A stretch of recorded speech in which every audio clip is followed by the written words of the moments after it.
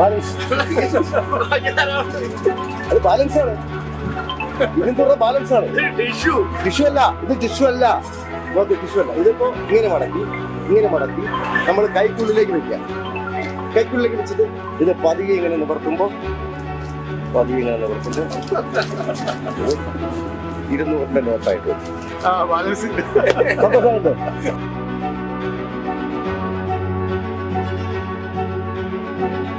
ഇപ്പോഴും സ്റ്റേജിൽ വെൻഡീസവും മാജിക്കും അവതരിപ്പിച്ചുകൊണ്ടിരിക്കുന്നു. അപ്പോൾ ഇപ്പോൾ നമ്മളൊരു ബിരിയാണി കട തുടങ്ങിയപ്പോഴത്തേക്ക് കുറച്ച് പേര് മാജിക് കാണാൻ ആഗ്രഹപ്പെട്ട് പലരും വരുന്നുണ്ട്, ബിരിയാണി വാങ്ങുന്നുണ്ട്.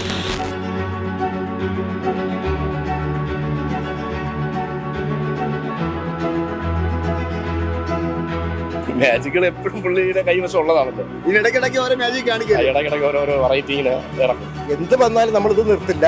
വെഞ്ഞാറമൂട്ടിലെ കല്യാണ പരിപാടി എന്നും ഉണ്ടാവും, ഡെയിലി ഉണ്ടാവും.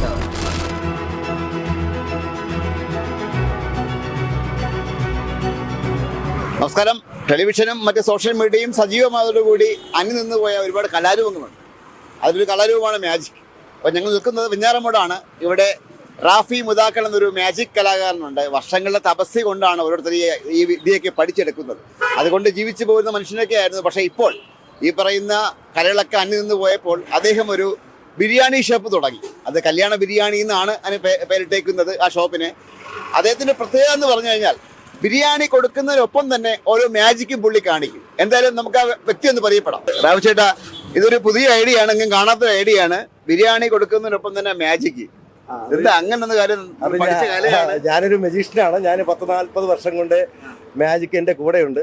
ഞാൻ പ്രൊഫഷണൽ മജീഷ്യനാണ്. ഇപ്പോഴും സ്റ്റേജിൽ വെൻഡീസവും മാജിക്കും അവതരിപ്പിച്ചുകൊണ്ടിരിക്കുന്നു. അപ്പോൾ ഇപ്പോൾ നമ്മളൊരു ബിരിയാണി കട തുടങ്ങിയപ്പോഴത്തേക്ക് കുറച്ച് പേര് മാജിക് കാണാൻ ആഗ്രഹപ്പെട്ട് പലരും വരുന്നുണ്ട്, ബിരിയാണി വാങ്ങുന്നുണ്ട്. നമുക്ക് വേണ്ടി കുറച്ച് മാജിക് കാണിക്കാൻ പറ്റും? തീർച്ചയായിട്ടും കാണിക്കാം.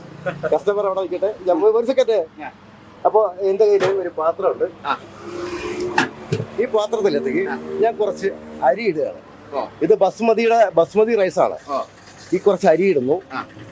കൂടാതെ 2 പീസ് ചിക്കനകത്ത് ഇടുക. പച്ച ചിക്കനാണ്, വേവാൻ ഉള്ളത്. ഇത് നമ്മുടെ മസാലക്കൂട്ടാണ്. ശരി, കല്യാണ ബിരിയാണി മസാലക്കൂട്ടാണ്. ഈ മസാലക്കൂട്ട് നമ്മൾ രഹസ്യക്കൂട്ടാണ്, തീർച്ചയായിട്ടും. അതിനകത്ത് ഇടുന്നു. കുറച്ച് വെള്ളം ഒഴിക്കാനകത്ത് വെള്ളം ഒഴിച്ചു. ഇനി നമ്മൾ ഈ അടപ്പെടുത്തിട്ട് തീ കത്തിക്കണം. തീ ഉള്ളത് വേവണമെങ്കിൽ തീ വേണമല്ലോ. വേവണമെങ്കിൽ തീ വേണം. അതെ. ഈ തീയും കൂടെ ഇതിനകത്ത് ഇടുകയാണ്. ഓക്കെ, ശരി. അതിനുശേഷം ഈ അടപ്പെടുത്ത് ഇതിങ്ങനെ മൂടുന്നു. അബ്രാ കാഡബ്ര റാഫി കാഡബ്ര എന്നൊരു മന്ത്രമുണ്ട്. ആ മന്ത്രം പറഞ്ഞത് എടുക്കുമ്പോഴത്തേക്ക് നിങ്ങൾക്ക് നല്ല സൂപ്പർ ബിരിയാണി. ഞങ്ങൾ വന്നപ്പോഴത്തേക്ക് നിൽക്കാൻ പറ്റാത്ത തിരക്കാണ്. വെയിറ്റ് ചെയ്തുകൊണ്ടാണ് ഒരുപാട് ആൾക്കാർ ഒരുപാട്. കാരണം നമ്മള് 25 ബിരിയാണി തുടങ്ങിയതാണ്. ഇപ്പൊ ഏകദേശം 120-130 ബിരിയാണിയൊക്കെ നമുക്ക് കാണിക്കൊണ്ടാണ് ആൾക്കാർ വരുന്നത്. മാജിക് കാണിക്കുന്നതുകൊണ്ട് മാത്രമല്ല, എന്നെ അറിയാവുന്ന ഷിബുവിനെ അറിയാവുന്ന ഒരുപാട് സൗഹൃദങ്ങളുണ്ട്. ഒരു കൂട്ടുകാരൻ കൂടെ ഉണ്ട് ഇവിടെ, പുള്ളിയും കൂടെ ചേർന്നാണ് നടത്തുന്നത്. ചേട്ടൻ ഫുൾ പേര് ഷിബു അൽഫാസ്. ഓക്കെ. ഈ പറയുന്ന ഇപ്പൊ ഏകദേശം എത്ര കിലോ ബിരിയാണി വിൽക്കുന്നുണ്ട്? ഇപ്പൊ ഏകദേശം 120-130 കിലോ ഓൾറെഡി ഇപ്പൊ പോകുന്നുണ്ട്.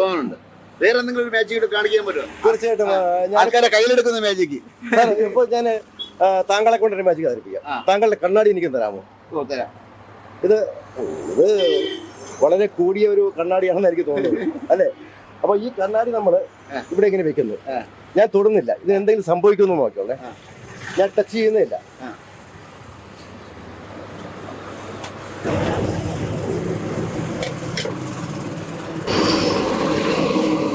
താങ്കളുടെ കണ്ണാടി ചോദിക്കട്ടെ, നിങ്ങൾ അതിമാനുഷികനല്ല?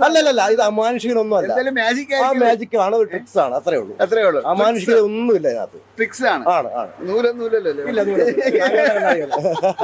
ഇനി എന്തെങ്കിലും പൊടിക്കുള്ള കയ്യിലുണ്ടോ? ഇതല്ലാതെ പൊടിക്ക് അങ്ങനെ ചെറിയ ചെറിയ മാജിക്കുകളൊക്കെ കാണിക്കും. പിന്നെ ഒരുപാട് തിരക്ക് വരുമ്പോഴത്തേക്ക് നമുക്ക് മാജിക് കാണിച്ചു നിൽക്കാൻ പറ്റില്ല. അത്ര ഭയങ്കര തിരക്കാണ്. കാരണം നമ്മള് കൊണ്ടുവച്ച് ഒരു മണിക്കൂർ അല്ലെങ്കിൽ 1.5 മണിക്കൂറിനകത്ത് കൊണ്ടുവരുന്ന എല്ലാ ബിരിയാണിയും തീരുന്നുണ്ട്. മാത്രമല്ല, ഇപ്പോൾ നമുക്ക് ഒരുപാട് ഓർഡറുകൾ വരുന്നുണ്ട്. പുറത്തുനിന്ന് 100 ബിരിയാണി അല്ലെങ്കിൽ 100 കിലോ ബിരിയാണി, 200 കിലോ ബിരിയാണി. പിന്നെ ഇപ്പോൾ 2 സ്ഥലത്ത് നിന്ന് നമ്മുടെ കല്യാണ ബിരിയാണി കല്യാണത്തിന് പാചകം ചെയ്യാൻ വേണ്ടിയിട്ട് നമ്മൾ 2 പാർട്ടിക്കാർ ബന്ധപ്പെട്ടു. ഒന്ന് കഴക്കൂട്ടെന്നൊരു പാർട്ടിയും വർക്കല എന്നൊരു പാർട്ടിയും ബന്ധപ്പെട്ടിട്ടുണ്ട്. അപ്പൊ അങ്ങനെയുള്ള ഓർഡറുകളും ഒക്കെ എന്ത് വന്നാലും നമ്മൾ ഇത് നിർത്തില്ല.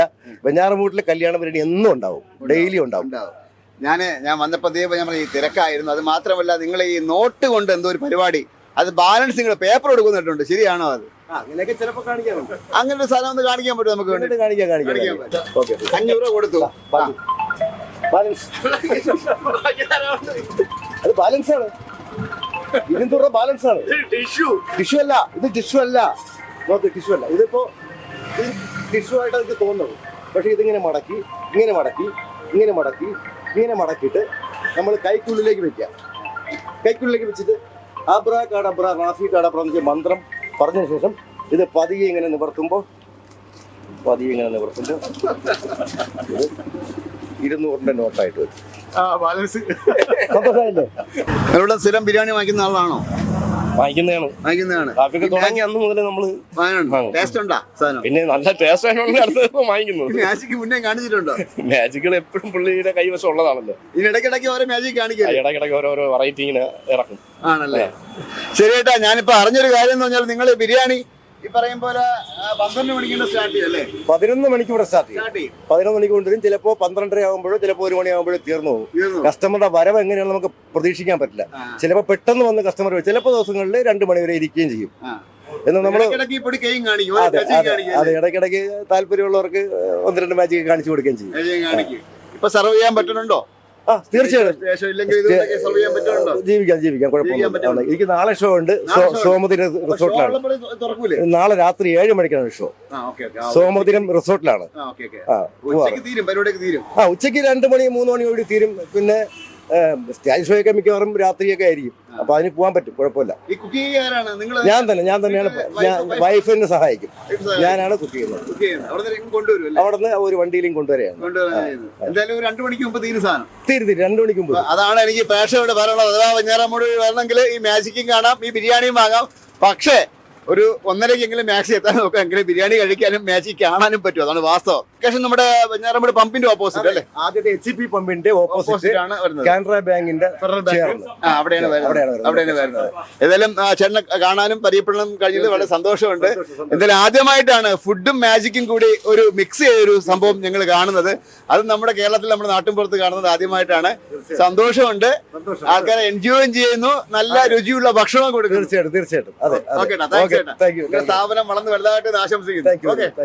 ഏതായാലും ഇങ്ങനെ ഒരു വല്ലാത്തൊരു രീതിയിലുള്ള ഒരു ഭക്ഷണമാണ് വിതരണം ചെയ്യുന്നത്. മാജിക് വിത്ത് ഫുഡ്, മാജിക്കും ബിരിയാണിയും നമ്മളൊരു കോമ്പിനേഷൻ. അതൊരു ആദ്യമായി കാണുന്ന ഒരു അനുഭവം ആയതുകൊണ്ടും ഒരു പ്രത്യേകത ഉള്ളതുകൊണ്ടാണ് ഞങ്ങൾ ഈ സ്റ്റോർ ചെയ്തത്.